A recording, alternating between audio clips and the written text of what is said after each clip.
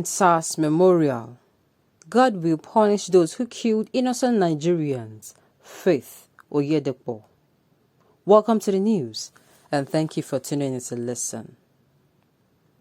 Is it not quite outrageous, quite alarming that even up until yesterday, statements were still being made that the massacre at Lekki was audio, that it was not real? In fact, it is even more alarming and disturbing that fellow Nigerians, some people, still say that the massacre at Lekki toll gate was actually framed up. How do you frame a video? How do you do it? Do you mean that these people all just came together and they acted a movie? Is that it? People lost their lives. And it is even bad for you to say, oh, if you know you lost your life, you should come out. It is really sad and alarming. Please listen to the news in detail. Faith Oyedepo, the wife of General Overseer of Winners Chapel, Bishop David Oyedepo, has said God will avenge the death of innocent Nigerians killed during the NSAS protest last year. Oyedepo joined other Nigerians in remembering the sad event which took place at the Lekki toll gate on October 20, 2020, while calling for prayers for justice.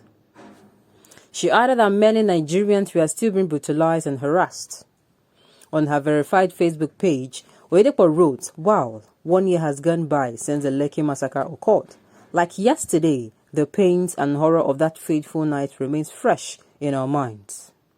Sadly, justice is yet to be done, and no one brought to book yet. Plus, so many more have been and are still being gruesomely treated. For this, let us stand in prayer to seek justice and vengeance for all gruesomely murdered that day.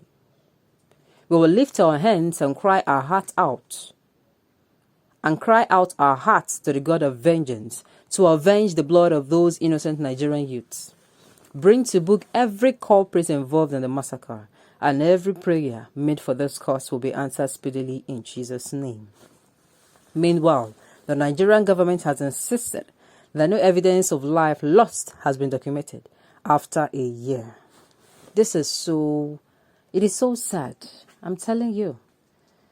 It is so sad. I mean, only the clips that were released into the net of yesterday of how some of our youth are still being maltreated for protesting. Man, it triggered a lot of last year's experiences, and I don't know for others, but for some people and for myself, I was not in a good place yesterday. It was like replaying the whole scenario. It's like history repeating itself. How do you attack people without arms? You arrest people without arms. They're not holding any arms. They do not have any ammunition on them. They're not posing any danger. Their only crime is to come out and state that good government should come, that there should be good government, that a bad governance tenure should end already, that there should be equity and fairness, that human beings should be treated like human beings. I keep asking myself, if it is now a crime for you to cry out when you're oppressed, then how do you let out the emotions? It is only devilish and satanic, and I repeat, devilish and satanic, that you will flog a child. And even while flogging the child, you will tie his or her mouth not to cry out. You are giving that person the wound, even if the wound heals. I'm telling you, the effect of that alone is traumatic and can stay with one for life. You cannot say you oppress people, you intimidate people, and at the end of the day, you expect them not to express their sadness and grievances. You cannot take away them. You cannot take it away from them. You cannot say you are oppressing someone and at the same time taking away the voice of which the person will use to cry out. It is not. We are meant to express all those things, so they do not mess us up mentally. That is just the truth. And it is even very worrisome now that some people in this age, we are living in the 21st century. Some people, I do not know, they're still operating with the 15th century mode of thinking.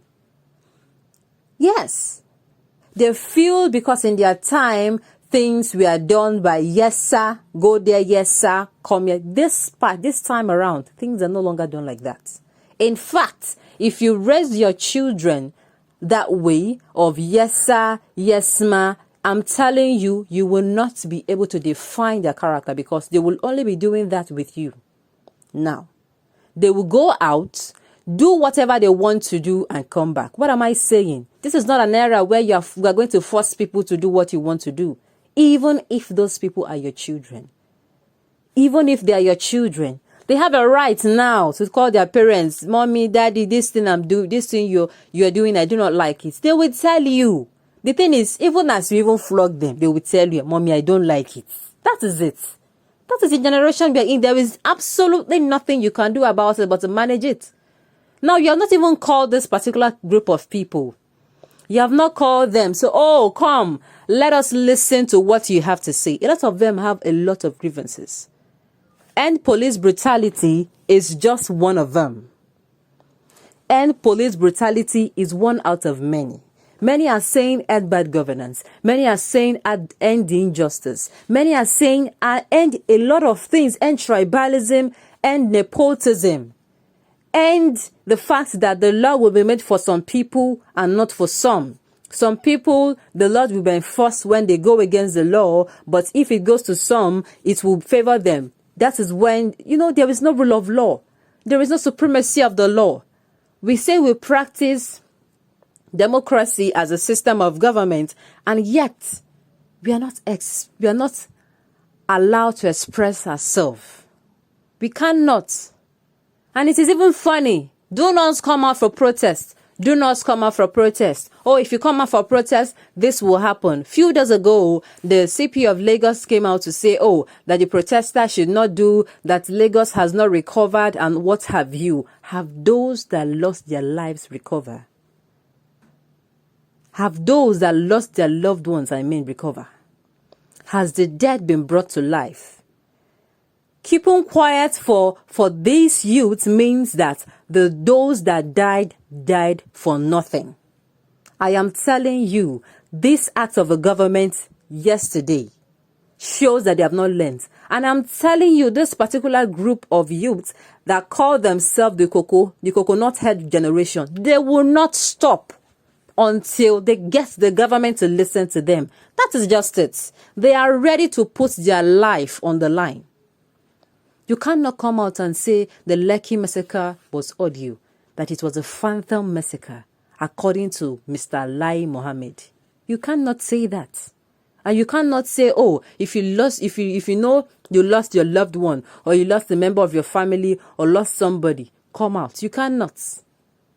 You cannot. It is only wrong. And this will only fuel every agitation going on in the region of the country. Every action has its consequences. On this note, we have come to the end of the news. We say thank you for tuning in to listen. Until I come your way next time, enjoy the rest of your day.